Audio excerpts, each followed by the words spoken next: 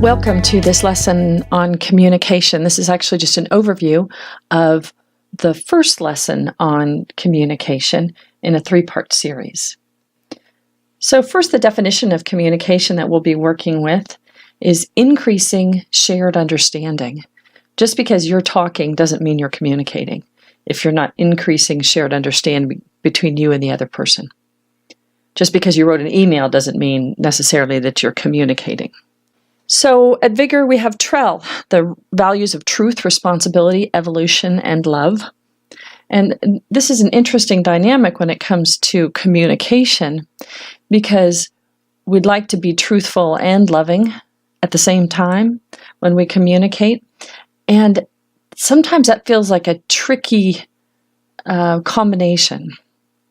So this lesson is really about how to communicate with truth and love, especially when you think the other person is wrong or bad or being a jerk or somehow you're at odds. So that's where we're headed in this conversation. Sometimes we err on the side of being truthful. And if we are truthful without being loving, it can sound like just blurting things out without thinking first, venting. Sometimes people say, well, this is just my truth, and share it, and we're going to find out that's not exactly truth. And hey, I'm just being honest. And while that can be truthful, it can also be toxic. Because when you speak your truth without also being loving, it can feel to the other person disrespectful. It can certainly make for toxic relationships. Fred Kaufman talks about this as vomiting one's truth. And it doesn't increase shared understanding. Therefore, I don't think we get to count it as communication, or it doesn't always anyway, increase shared understanding. Now, what if you err on the side of love? You don't want to upset the other person, so you remain what feels like loving or respectful. But sometimes that's without then telling the truth. So you stay silent so you don't hurt somebody's feelings. Or you say something like, well, that's an interesting idea. We'll have to consider that, which means you don't like it and we're not coming back to it, but I don't have the guts to tell you. And while that might seem more respectful, it also can make for pretty hollow relationships when you're not speaking about what's really true. I think one of the worst problems is that the real issue, whatever it is, goes unaddressed. And then back when I was in the church, we would have meetings where we'd think everybody's in agreement and then walk out into the parking lot, and that's where the real conversations would go on and people would be candid with one another. So if you don't invite truth into the conversation, it might happen. It just might happen outside your earshot or elsewhere. Also, if you don't speak up and speak your truth, it can cause people to mistrust you because there's a disconnect that they can feel. When you say one thing and really have a sense that you mean something else, it hits the level 3. It's still there. It's just not spoken. And that can lead to mistrust. So how is it that we can speak the core of our truth in a way that other people can receive it and it feels like it's delivered with care and respect? So in the class, we had people bring their examples of conversations that didn't go the way they'd hoped. And then later on in the class, we kind of unpacked those as we learned about the effective ways to move through a conversation with someone with whom you disagree. So here's an example that I brought. So I imagine that I have a direct report, and she is taking on a new area of responsibility and completing a project where the stakes are high and the deadline's coming close. So I seek her out and say, so I'd like to hear how things are going on your project. I want to know if there's anything I can help you with. To which she replies, nope, it's all good. So you're comfortable that you're on track and that you have all the support that you need? Yeah, why? Don't you trust me? See, her lizard brain just kicked in. Of course I trust you. I just want to make sure everything's going okay.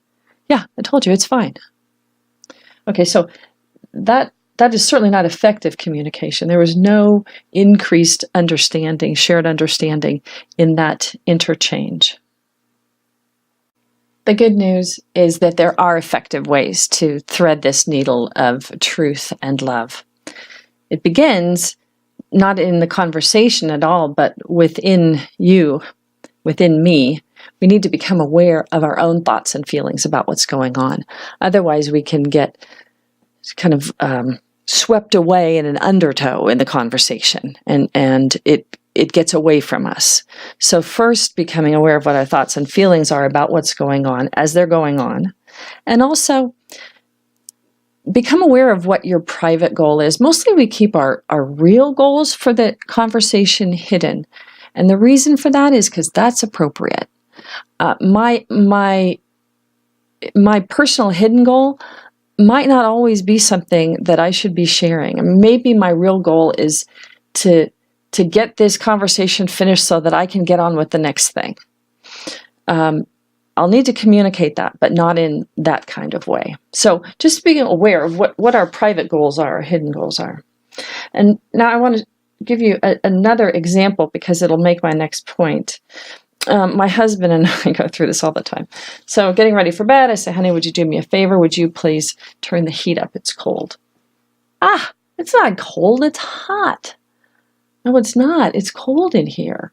No, it's not. It's hot. So we go back. Cold, hot, cold, hot. Okay. I say, I'll prove it to you. Let's go look at the thermometer. Oh, look, it's 68 degrees. See? It's cold. Of course, then my husband says, no, 68 degrees is hot. So now we're at kind of an impasse here. And here's the way around that. So these next three, you can take in any order in the conversation. So first, find and share your common goal. Why are you in this conversation at all? What are you hoping to achieve together? Then agree on the facts.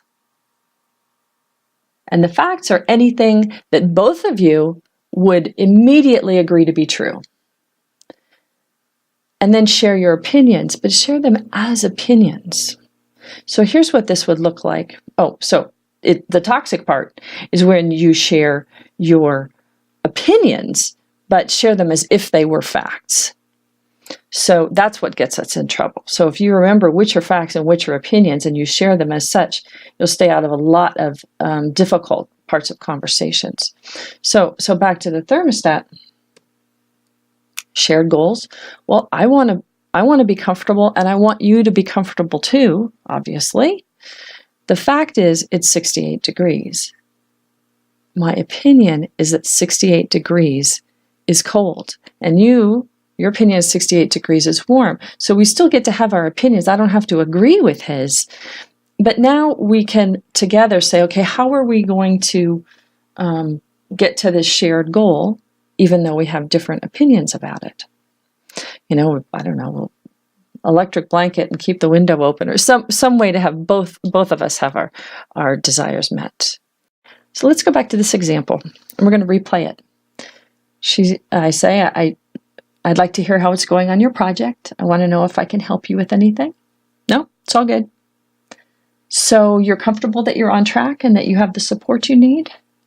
Yeah, why? Don't you trust me? I do trust that you're giving it your very best effort. And I know this is the first time for you on a project like this, and that we have 3 weeks to pull it together. So that's the facts. I'm going to use these three. That's the facts. You and I both want this project to be a huge success, and I have confidence that it can be. Share goals. And I think it's a complicated project with a lot of moving parts, opinions, I think. And I would be more comfortable if this time out you would let me work with you on it so that I can develop a level of comfort in your ability to run with it in the future. How would that be? Shared goals, facts, opinions. The way to share an opinion is in the first person. When you say, it's cold, you're sharing an opinion as if it were a fact. So what's the first person there? I feel cold. And it's fascinating to try to translate. First of all, fascinating to notice how often we state our opinions as if they're facts, and how you can change how you interact with people about it. So third person is, this is bad. Well, what do I really mean? I mean, I don't like this. This is taking too long. This meeting's going too long. I'm feeling impatient because I have another meeting that I need to go to. That's owning it. You're doing a bad job. Well, that is an opinion. So to share it as an opinion, you'd say, I'm not satisfied with your performance. I'm not satisfied with your quality on this job. It actually takes, I think, greater confidence to own it yourself, to say, it's me that's making this call. This is too hard. Well, what do I really mean? I mean, I don't know how to do this. It might not be too hard for other people, but it's too hard for me. I don't know how to do this. I'll need help, maybe.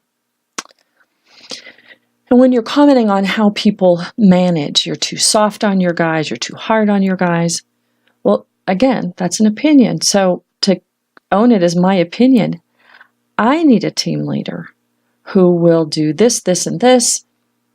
Is that something that you're willing to do? Because that's what I need on the team. So again, owning it.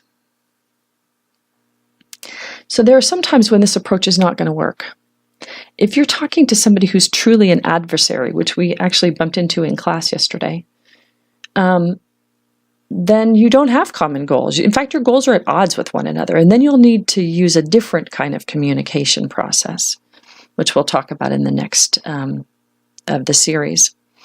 When people are unwilling to agree on the truth, I think that's one of the reasons it's so emotional in Washington these days. You know, alternatives, truths, how can that be? And so it's very hard to come to any increased shared understanding when you can't agree on the truth.